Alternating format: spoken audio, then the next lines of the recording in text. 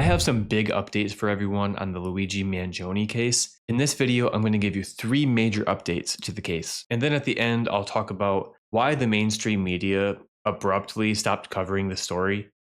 And the reason is so infuriating. So stick around to the end for that.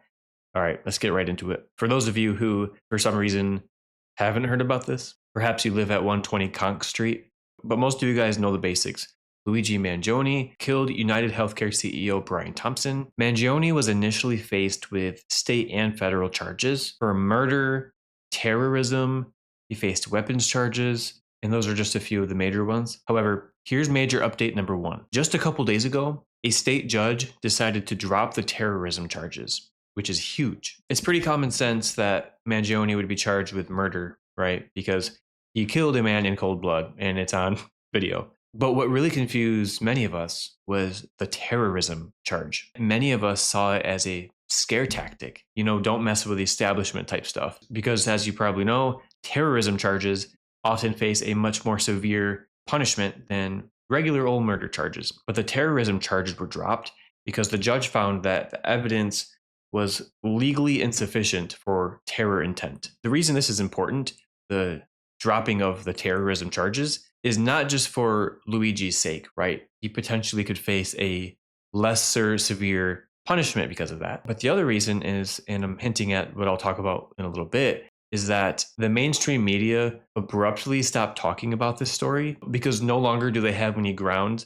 to frame him as a terrorist. I'll talk about that more in a little bit. Update number 2, he's still facing federal and state charges for murder, and he's facing weapons charges, but the death penalty is still possible for Luigi because of the federal charges. For the federal case specifically, Luigi's defense is arguing that Luigi has had a violation of due process, especially early on in this case. They're arguing that there was prejudice involved, and the crux of what they're trying to argue is that the media spectacle that came to be from this situation, especially from how mainstream media framed him in this whole situation, they're essentially arguing that mainstream media unfairly altered public perception of Luigi Mangione in a way that might impact future jury members. That's an interesting angle to take. I'll be sure to continue to cover this story and put out more videos to give you guys updates on that side of it. Aside from the terrorism charges being dropped, Mangione has also had a couple of small victories throughout this process. He was granted access to a laptop in federal custody, which essentially can help him in a few ways. It can help him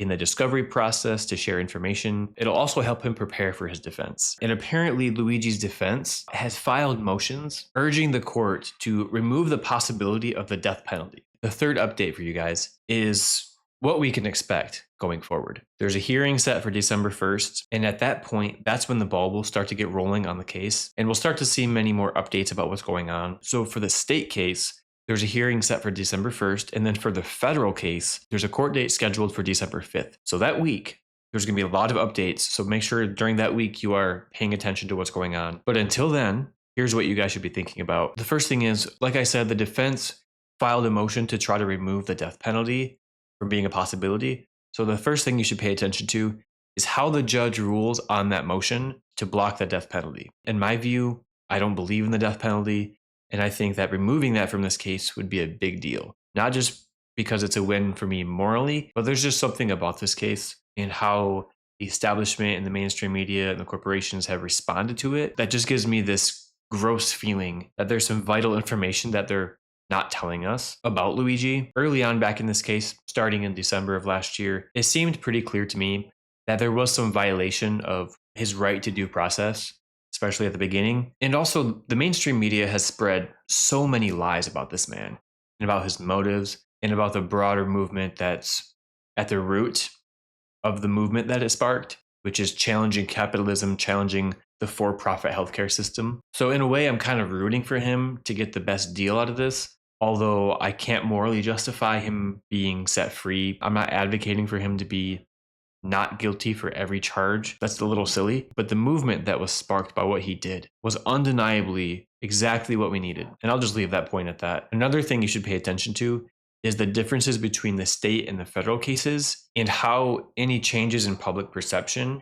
will impact the case and vice versa. The state charges for terrorism were already dropped. And if it goes his way, there could be even more charges dropped at the state level. I don't think the second-degree murder charge will be dropped, There's weapons charges and some other things. So at the state level, he might be getting off a little easier, but at the federal level, again, the death penalty is still in play for his murder charge. So I would urge you to pay attention how both cases are developing differently until December. So those were the three major updates. Now to the point about why the media abruptly stopped talking about this. The media stopped talking about Luigi twice now. After he initially killed the United Healthcare CEO, it was a story that was a major player in the news for maybe a month, maybe 2 months. And then, like that, they stopped talking about him. But it just happened again. I don't know if you guys caught that. Last week, when the terrorism charges were dropped, the media covered that story. And then, here's the point, the narrative stopped being useful. Luigi no longer had terrorism charges. The terrorist framing was the best thing the mainstream media had. They no longer had their supervillain to report on. Early on in this case, mainstream media framed Mangione as a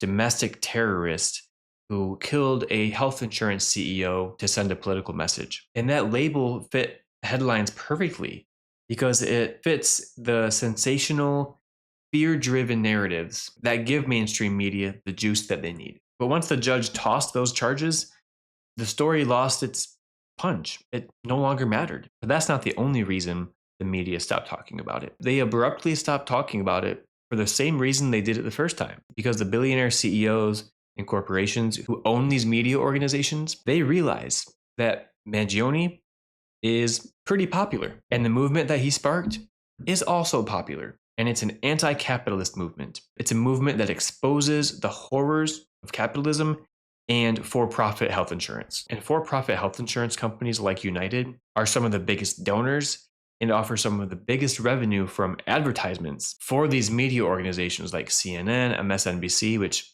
kind of no longer exists, Fox News, etc. And they realize that the more coverage Luigi's story gets, the more it helps the movement. Not because we all support murder, we don't, but we support the movement that it sparked. And to paraphrase what the movement is simply making it less taboo to attack for-profit health insurance, to critique our healthcare system for what it is. It's a scam, and it's a fucking horror show.